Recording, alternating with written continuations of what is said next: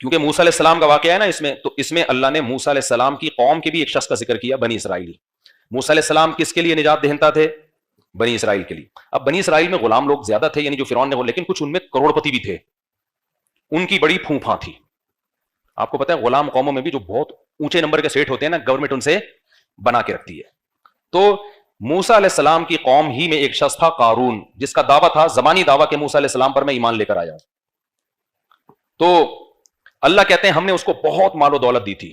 اس کا شمار کافروں میں نہیں ہوتا تھا، لیکن تھا وہ کافر ہی، کافر اس سینس میں کہ پیغمبر حکم دے رہے ہیں اور وہیں پر انکار کر رہا ہے. تو قارون کے پاس بہت مال و دولت تھا.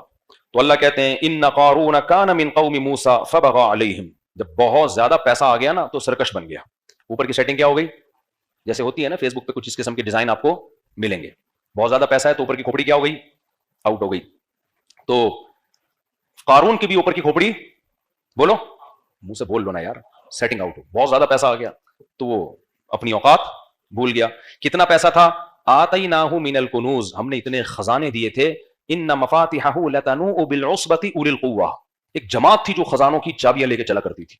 اتنے گودام تھے اس کے خزانوں کے بھرے ہوئے. تو موسیٰ علیہ السلام نے، اس کی قوم نے کیا کہا؟ لا تفرح. قوم نے کہا، ابھی موسیٰ علیہ السلام نے نہیں کہا اس کو، پبلک اس کو کہتی تھی، جو بھی نیک لوگ تھے نا پبلک میں، لا تفرح، اترا مت. ہر وقت نا تو شو بازی میں بولو نا لگا رہے، یہ میری گاڑی، یہ میری سواری، یہ میرا موبائل، یہ میرے بیویاں نہیں دکھا رہے ہوتے یہ لوگ، میری 4 بیویاں، میری. ان کی بیویاں اکثر کم ہوتی ہیں بیچاروں کی. یہاں یہ کیا ہوتے ہیں؟ ویسے بیویاں دکھانے کی چیز نہیں ہے، لیکن فخر تو کر سکتا ہے نا انسان. تو یہ میرا بنگلہ، میری سواری. غریبوں کو نیچا دکھانے کے لیے نا ہر وقت اپنی دھاک اونچی رکھتا تھا. تو قوم نے کہا اترا مت. جب پیسہ اللہ نے دیا ہے تو شکر بنتا ہے، اتنانا نہیں بنتا. شکر کیا ہے بھائی؟ اللہ کا دیا الحمدللہ بہت کچھ ہے، اللہ کا بڑا فضل ہے میرے اوپر، یہ ٹھیک ہے. نسبت کس کی طرف کرو بھائی؟ اللہ کی طرف. تو اترانے لگا. قوم نے کہا ان اللہ لا يحب الفریحین، اللہ اترانے والوں کو پسند نہیں کرتا. وابتغ فیما آتاک اللہ الدار الآخرہ. اور اس سے قوم کے لوگوں نے یہ بھی کہا، حضرت موسیٰ بھی کہتے تھے کہ جب تجھے اللہ نے اتنی دولت دی ہے تو ٹھیک ہے، تو دنیا میں مزے اڑا رہا ہے، کچھ آخرت کی فکر بھی تو کرنا. اس دولت سے کچھ غریبوں کا خیال کر، کچھ زکوٰۃ، صدقات، کچھ مدارس، کچھ مسجدیں، کچھ قوم میں غریب لوگ ہیں ان کی مدد کر. تھوڑی سی انویسٹمنٹ کہاں کے لیے کر؟ آخرت کے لیے بھی تو کرنا. وَأَحْسِن كَمَا أَحْسَنَ وَلَا تَنْسَ نَصِيبَكَ مِنَ الدُّنْيَا. اور دنیا میں تو نے جتنے دن رہنا ہے نا اس کو بھول نہیں.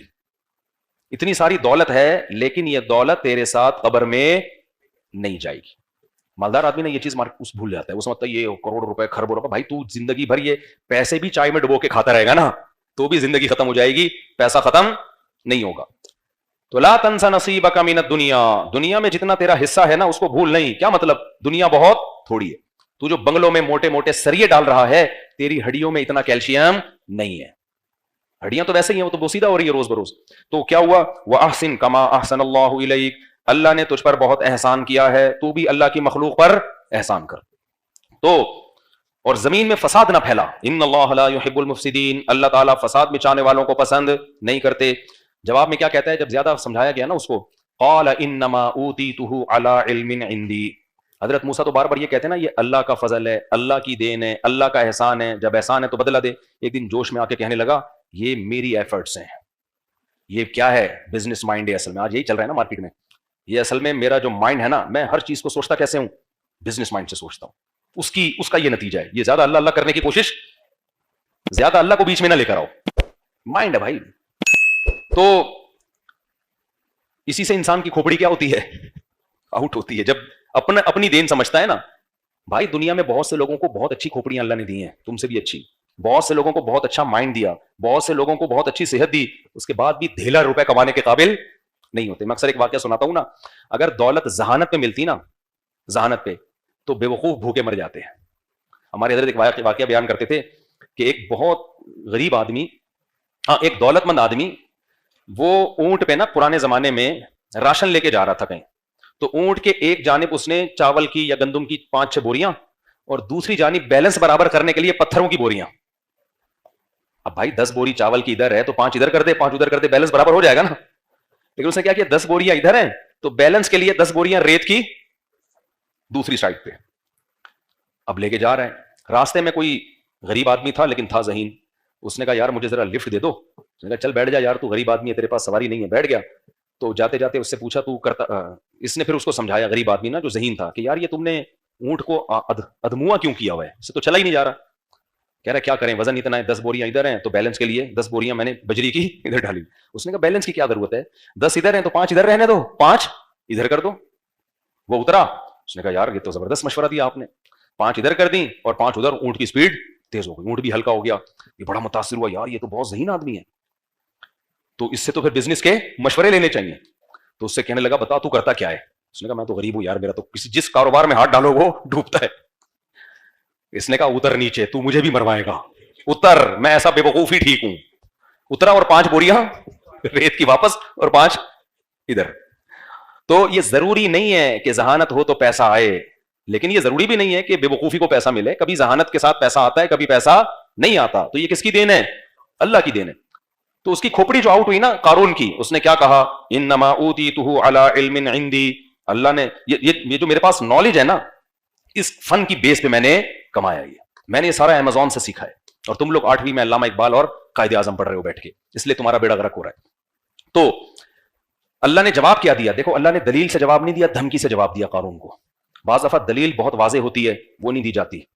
جیسے آپ اپنے باپ کو سمجھا رہے ہو نا, ابا آپ کا تو مجھ پر کوئی احسان نہیں ہے, آپ نے اگر پیدا کیا تو اکیلے آپ تھوڑی ہو, سب کے ابا بچوں کو پیدا کرتے ہیں. آپ نے مجھے اگر کھلایا پلایا تو آپ کا احسان تھوڑی ہے, سارے ابا اپنے بچوں کو کھلاتے ہیں. آپ اگر گیس بجلی کا بل دیتے ہو تو احسان تھوڑی ہے, ساری دنیا گیس ہے ہی نہیں تو بل کہاں سے دے رہے ہو آپ. تو جب آپ اوٹ پٹانگ باتیں کرو گے تو جواب میں ابا دلیل سے بات کریں گے یا تھپڑ سے جواب دیں گے؟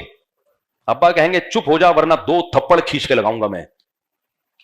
کیوں؟ اتنی واضح احسانات کا انکار بنتا نہیں ہے. تو اللہ میاں نے بھی نا فرعون قارون کو دلیل سے جواب نہیں دیا. اللہ نے فرمایا اولم یعلم, یہ جو کہہ رہے میں نے اپنی نالج سے کمایا, کیا اس کو پتہ نہیں ہے قد اہلک من قبلہ من القرون, اللہ نے کتنے بڑے بڑے لوگوں کو ہلاک کر دیا, من ہوا اشد منہ قوہ, جو اس سے بھی زیادہ طاقتور تھے. یہ بات کہتے ہوئے ڈرتا کیوں نہیں ہے؟ یہ جتنے لوگ آج تکبر کر رہے ہیں, لقوہ ہو جائے ان کو, تھوڑا سا منہ ٹیڑھا ہو جائے. آپ کہہ سکتے ہیں یہ بڑا کیئر کرتے ہیں اپنی, لقوہ نہیں ہوتا. میں نے ڈاکٹروں سے پوچھا ہے, ڈاکٹر کہتے ہیں لقوے کی کوئی وجہ نہیں ہوتی, بیٹھے بیٹھے کسی کو بھی ہو سکتا ہے. تو جتنا یوٹیوب پہ آ کے اچھل رہے ہیں نا 2 فٹ ڈالر کی باتیں کر رہے ہیں, ذرا سی رگ آگے پیچھے ہو گئی, لقوہ جو ہے نا ڈاکٹر کہتے ہیں, نہ کوئی یہ ضروری ہے کہ آپ کو بلڈ پریشر ہو, نہ یہ ضروری ہے کہ شوگر ہو, نہ یہ ضروری ہے کہ ٹینشن ہو. بیٹھے بیٹھے آدمی کو منہ ٹیڑھا ہو سکتا ہے اللہ کی طرف سے. ان کو لقوہ ہو گیا نا, تھوڑا سا فرما الائنمنٹ آؤٹ ہو گئی, گاڑی کی الائنمنٹ ٹھیک ہو جاتی ہے, منہ کی الائنمنٹ جلدی ٹھیک نہیں ہوتی. تو اللہ نے دھمکی دی ہے, اللہ نے کہا کہ یہ دیکھتے نہیں ہیں کہ ان سے پہلے ان سے بڑے بڑے طاقتوروں کو میں نے ہلاک کر دیا. پھر قرآن کہتا ہے فخرج علی قومہ فی زینتہ, ایک دن اپنی زینت میں قوم میں نکلا, اور جو دنیا پرست لوگ تھے. دیکھو دولت اللہ کی نعمت ہے, ایسا نہ ہو کہ آپ پیسہ کمانا ہی چھوڑ دیں, پہلے ہی ملک کا بیڑا غرق ہوا ہے اور کشکول لے کے IMF کے سامنے بھکاری نہ بن جائیں ہم. پیسہ کمانا منع نہیں ہے, پیسے پہ اترانا منع ہے, اور پیسے کو اپنے علم اور اپنا کمال سمجھنا منع ہے. تو قارون میں نافرمانی کے ساتھ دولت تھی. تو اللہ کہتے ہیں وہ اپنی زیب و زینت میں نکلا, تو جو دنیا پرست لوگ تھے اس کے جاہ و جلال کو دیکھ کر کہنے لگے یا لیت لنا مثل ما اوتی قارون, کاش ہمارے پاس بھی وہ سب کچھ ہوتا جو قارون کے پاس ہے. رالے ٹپکانے لگے اس کو دیکھ کے, حالانکہ وہ بدعملی کے ساتھ تھا. اگر عمل کے ساتھ ہوتا نا پھر بھی بنتا ہے, لیکن بدعمل آدمی ہے. تو اللہ کہتے ہیں قال الذین اوتوا العلم, جن کو اللہ نے علم دیا تھا, وہ کہنے لگے ویلکم, تم تباہ ہو جاؤ, ثواب اللہ خیر, بھائی نیک اعمال پہ جو اللہ بدلہ دے گا وہ اس عیاشی سے کئی گنا بہتر ہے. لمن آمن وعمل صالحا, وہ صرف ان کو ملے گا جو ایمان لائے اور نیک اعمال کیے.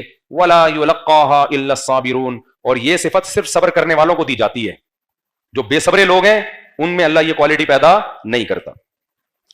پھر کیا ہوا؟ حدیث میں آتا ہے کہ اب قارون نا موسیٰ علیہ السلام سے چڑھنے لگا تھا, کیونکہ موسیٰ علیہ السلام کبھی اس کو زکوٰۃ کا کہتے ہیں, کبھی نماز کا کہتے ہیں, کبھی روزے کا کہتے ہیں, کبھی جو بھی حکام. اس کو چڑھ کس سے ہو گئی؟ موسیٰ علیہ السلام سے. فرعونی قوم سے ہوتا تو پھر تو وہ ہلاک ہی ہو چکا ہوتا نا, وہ تو بنی اسرائیل میں ہونے کی وجہ سے بچ گیا تھا. اب شریعت کے احکام پہ عمل کی باری آئی تو اب اس کو چڑھ ہو گئی کس سے؟ موسیٰ علیہ السلام سے. آپ کو پتا ہے جب بھی کسی کو کسی مذہبی اسکالر سے چڑھ ہوتی ہے نا, ذاتی بوجھ, تو وہ اس کی ذاتیات پہ کیچڑ اچھالتا ہے. کیا کرتا ہے وہ؟ Video recording, audio recording, calls recording, یہی سب چل رہا ہوتا ہے نا. کسی غیر اخلاقی سرگرمی میں ملوث کرنے کی کوشش کرو, کچھ بھی نہیں ملے تو جھوٹا الزام لگا دو. جھوٹا الزام بھی سوسائٹی میں بہت اسپیڈ سے پھیلتا ہے. اب کون صفائیاں پیش کرتے کرتے بھی لوگ کہتے ہیں کچھ تو ہے نا, کچھ تو ہے. تو یہ آج کا نہیں ہے, یہ سیٹ اپ پہلے سے چلا آ رہا ہے. ذاتیات پہ کیچڑ اچھالو, یہ تو ایسے ہیں, یہ تو یوں ہیں, یہ تو فلانے ہیں, تو ڈمکانے ہیں. اب میں 4 شادیوں کی بات کرتا ہوں نا, جو فیمنسٹ لوگ ہیں وہ بہت پیچھے پڑے ہوئے ہیں میرے, کہ کوئی عیب نکالیں. तंज कर रहे होते हैं भाई इनके घरों में पता नहीं क्या हो रहा है, मारते पीटते हैं, क्या करते हैं, ये तो घरों में जाके पूछो, मिंबर पे तो बड़ी बातें कर रहे हैं, क्योंकि इनकी दुम पे मैंने क्या रख दिया है, पांव। फैमिली प्लानिंग वाले भी पीछे पड़े हुए हैं कि भाई बच्चे ज्यादा अच्छे, देखो कोई बच्चा चर्स तो नहीं पी रहा, फिर हम बताएंगे कि देखो ये होता है ज्यादा बच्चों का अंजाम। हालांकि मैं लोगों से बार बार कहता हूं भाई मैं सोसाइटी का नॉर्मल आदमी हूं, मैं कोई फरिश्ता या पैगंबर नहीं हूं, तो सबके घरों में जो कुछ होता है वही मेरे घर में भी हो सकता है, अल्लाह बचा के रखे, लेकिन इससे इस्लाम का फलसफा खराब नहीं होगा। अगर मैं जालिम भी हूं, मैं मारता पीटता भी, बोल तो ऐसा है नहीं, अरे कौन इतना बड़ा बहादुर कौन है यार, फर्ज करो मैं मारता पीटता हूं, मैं टॉर्चर करता हूं, मैंने जुल्म करके रखा हुआ है, खिलाने को रोटी नहीं है और बच्चे चरसी हीरोइन ची, मैं गलत हो जाऊंगा ना, फलसफा गलत नहीं होगा। तो इसलिए इन चीजों में पढ़ाई ना करो कि कौन क्या कर रहा है, कौन सही है कौन गलत है, भाई पैगाम को देखो, पैगाम क्या दिया जा रहा है, समझते हो कि नहीं समझते हो, पैगाम को देखो क्या दिया जा रहा है पैगाम। तो अब जो कारून था ना, उसको चिढ़ हो गई किससे, मूसा अलैहिस्सलाम से, यार मेरे लिए सबसे बड़ा हेडेक कौन बना हुआ है, मूसा अलैहिस्सलाम। उसने क्या किया, पैसे से दुनिया में हर काम होता है, उस बेशरम ने यह किया कि एक औरत को खरीदा। अच्छा, फुहुश इल्जाम जब भी लगवाया जाता है औरत से लगवाया जाता है, खूब समझ लो, क्योंकि औरत की बात इस बारे में लोग फौरन एक्सेप्ट कर लेते। अक्सर मियां बीवी के झगड़ों में जब औरत को शौहर को बदनाम करना होता है ना, तो वो क्या इल्जाम लगाती है, इसके लड़कियों से ताल्लुकात है, और इसके लिए फिर लोग उससे दलील पूछने की जहमत नहीं करते, बल्कि लोग कहते हैं इसकी तो बीवी कह रही थी कि ये लड़कियों से ताल्लुकात हैं। भाई तुम्हें क्या हो सकता है, हो ये तो आप ही बेहतर जानते होंगे किसके कितने ताल्लुकात हैं, ये भी हो सकता है, लेकिन ये भी तो हो सकता है ना कि झूठ बोल रही हो। लेकिन हमारी सोसाइटी में इससे बहस नहीं की जाती कि बीवी सच बोल रही है कि झूठ बोल रही है, बस ये बात सोसाइटी में फैल जाती है, भाई इसकी तो बीवी कह रही थी, ये क्या है, 2 नंबर आदमी है। एक खातून ने मुझे फोन किया, उनके शौहर मेरे बयान में बैठता था, मैं जानता था उसको, मुझे कहने लगी मेरा शौहर फला फला है, आपके बयान में आता है। मैं पहचान गया, मैंने कहा आता है, कहती वो फुहुश फिल्में देखता है। अस्तगफिरुल्लाह, मुझे इतना गुस्सा आया कि यार तू कैसी औरत है, तूने अपने शौहर की मेरे सामने इज्जत नहीं की। मैंने कहा मुझे उससे तो नफरत इतनी नहीं हुई, लेकिन आपसे मुझे बहुत ज्यादा नफरत हो गई। नाम लेने की क्या जरूरत थी, आप बोल दो मैं कोई खातून बात कर रही हूं, मेरा शौहर इस बुराई में मुब्तला है, मुझे मशवरा दे मैं क्या करूं। आपको पता भी है कि मैं उसके शौहर को जानता हूं, नाम लेके। तो अल्लाह तो क्या कह रहा है, मियां बीवी एक दूसरे का लिबास हैं।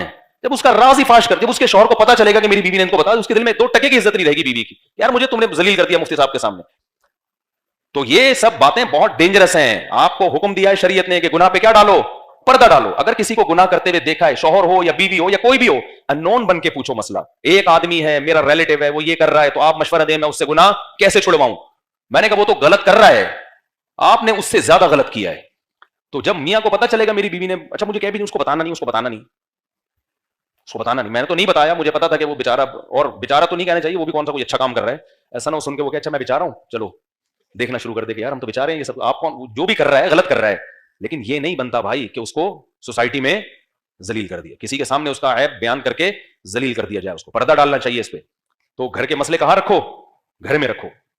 अगर मशवरा लेना है अननोन बन के, भाई किसी खातून ने पूछवाया है कि उनका शौहर ये काम कर रहा है, तो उसको कैसे छुड़वाया जाए, तो फिर हम बता देंगे, जो भी मशवरा देना होगा दे देंगे। तो सबसे पहली बात तो कुंडी लगानी ही ना दो। क्या ख्याल है, अभी क्या मैं इस पे, ये सारा हमारा लेक्चर रह जाएगा, जल्दी से इसको मैं कंप्लीट करता हूं मैं। तो अब क्या किया कि उसने, कारून ने ना एक औरत को तैयार किया कि मैं तुम्हें ठीक ठाक पैसा दूंगा, तुमने मूसा पे फुहुश इल्जाम लगा देना है, बदकारी का, माज अल्लाह, क्या कर देना है। तो लोग ना, बनी इसराइल तो वैसे ही नेगेटिव सोच वाले थे, सारी जिंदगी मूसा अलैहिस्सलाम की सीरत देखी उन्होंने, लेकिन उस कौम में मनफी सोच का गलबा ज्यादा था। तो और औरत का इल्जाम लगता है ना, तो बातें शुरू हो जाती है। तो ठीक ठाक पैसा दिया उसको। जब वो औरत आई मजमे में, तो वो हजरत मूसा का चेहरा देख के ना घबरा गई। वो हजरत मूसा के चेहरे पर तो एक रोब था, एक नूर था।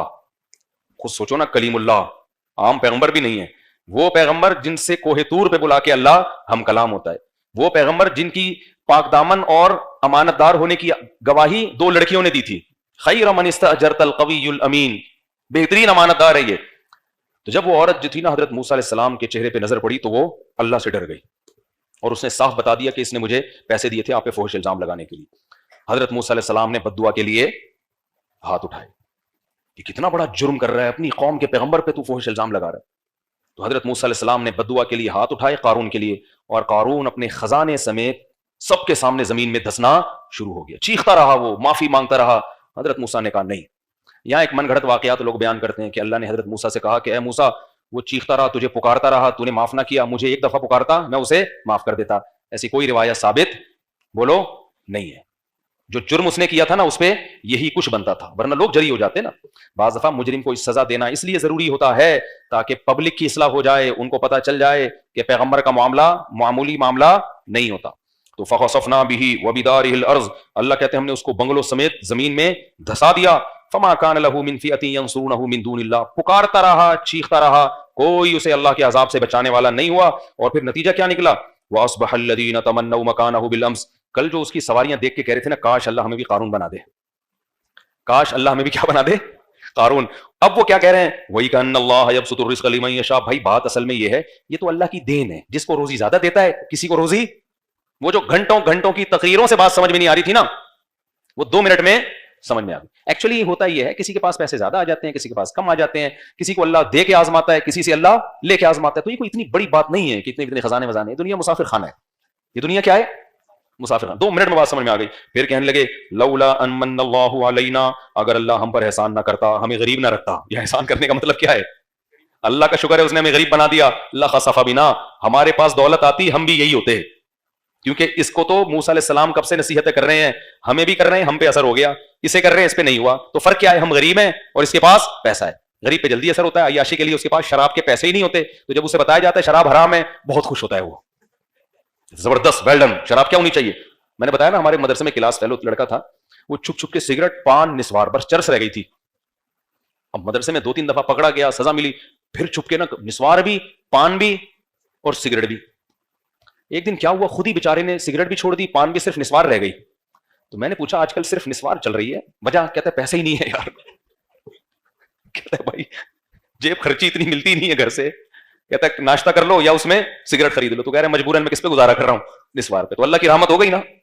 تو ہر آدمی پہ دولت سوٹ نہیں کرتی. تو وہ جواب میں کہنے لگے لولا امن اللہ علینا, اللہ کا ہم پر احسان نہ ہوتا تو اللہ خسف بنا, اللہ ہمیں بھی دھسا دیتا. اللہ کا شکر ہے اللہ نے ہمیں اس عذاب سے بچایا ہوا ہے. وَإِكَأَنَّهُ لَا يُفْلِحُ الْكَافِرُونَ, پھر کہنے لگے کافر کبھی بھی کامیاب نہیں ہوتا. تو آگے اللہ فرماتے ہیں تِلْكَ الدَّارُ الْآخِرَةُ نَجْعَلُهَا لِلَّذِينَ لَا يُرِيدُونَ عُلُوًّا فِي الْأَرْضِ وَلَا فَسَادًا. یہ آخرت ہم ان لوگوں کو دیں گے جو زمین میں فساد پسند نہیں کرتے اور نہ تکبر چاہتے ہیں. وہ دنیا میں مل جاتی ہے کچھ وقتی طور پر, عیش و عشرت ہو جاتی ہے. آخرت اللہ نے متواضع لوگوں کے لیے رکھی ہے, میں کرنے والوں کے لیے نہیں رکھی. جو شخص بھی تمہیں سب سے ہٹا کے اپنی ذات کی طرف لا رہا ہے نا, سمجھ لو یہ متکبر ہے. ہم نے جب بھی بڑوں کی محفل میں ہم بیٹھتے تھے نا, علماء کی مجلس میں, مجلس تحقیق ہوتی تھی, تو ہم نے اپنے بڑوں سے ایک چیز سیکھی کہ ہمیشہ دوسرے کی رائے کو اپنی رائے پر ترجیح دینے کی کوشش کی جا رہی ہے. میں حضرت مفتی تقی عثمانی صاحب کے ساتھ بھی محفلوں میں بیٹھا ہوں, مجلس تحقیق میں. ہمارے یہاں سے علماء جاتے تھے دارالعلوم کرنگی میں, 10-20 علماء جمع ہوتے تھے جب کسی مسئلے پہ تحقیق. ان میں سب سے سینئر مفتی تقی عثمانی صاحب ہوتے تھے, باقی سارے ان سے چھوٹے. لیکن آپ اس محفل کا اسٹائل دیکھ لیتے ہیں تو حضرت مفتی تقی صاحب کے اسٹائل سے آپ کو ایسا لگتا کہ سب سے جونیئر یہ ہیں. یہ ہم نے متعدد دفعہ مشاہدہ کیا. ایسے تواضع کے ساتھ بیٹھ کے سب کی بات سنتے, سب کے دلائل سنتے, اور بتاتے تھے کہ میں ایسے سنتا ہوں یہ سوچنے کے لیے کہ میں غلط ہوں اور یہ صحیح ہے, تاکہ پوری بات تو سنو نا اس کی, ہو سکتا ہے وہ صحیح کہہ رہے ہوں. سب کی باتیں سننے کے بعد اپنے بارے میں بدگمان, اپنے بارے میں کیا بدگمان, اس کے بعد سن کے انالائز کرنا, تجزیہ کرنا, ایک معتدل رائے قائم کرنا, یہ ہوتی ہے صاحب علم کی علامت. اور جو جتنا بڑا جاہل ہوگا نا اتنا بڑا فرعون ہوگا. وہ دیکھ لو یوٹیوب فیس بک پہ پھینکتا رہے گا, میں ہوں, میں نے سب کے منجیاں ٹھوک کے رکھ دی ہیں, میں نے سب کے کاروبار بند کر کے رکھ دیے ہیں, میں ہوں پلانیٹل پہ, میرے جیسا اس کائنات میں کوئی پیدا ہوا ہی نہیں ہے. میں ہر صرف ایک بندہ نہیں ہے, بہت سارے ہیں. ابھی وہ ایک ہیں کینیڈا میں, ان کے کلپ آیا ہے, 1400 سال میں, کینیڈا میں رہتے ہیں, وہ کہتے ہیں 1400 سال میں جتنی اچھی تشریح میں نے کی ہے نا, یا میرے استاذ نے کی ہے, آج تک ایسی تشریح, ابے تو کیا مریخ سے آیا ہے, مارس سے آیا ہے, کوئی نئی چیز کوئی جاپان نے تجھے بنایا ہے, تو مٹی کا بنا ہوا ہے, تو 1400 سال میں تجھے سمجھ میں آیا ہے, باقی سب گھاس کھا رہے تھے کیا 1400 سال سے؟ میں کر رہا ہے نا, اس کا مطلب وہ ٹھیک نہیں ہے. وہ جاہل ہے, مرکب ہے. جاہل کی 2 قسمیں ہوتی ہیں, ایک جاہل جس کو پتا ہو کہ میں جاہل ہوں, لیکن بعض جاہل ایسے ہوتے ہیں جن کو پتہ ہی نہیں ہوتا کہ ہم کیا ہیں, جاہل ہیں, تو اس کو کہتے ہیں جہل مرکب. تو بہت بڑا جاہل ہے.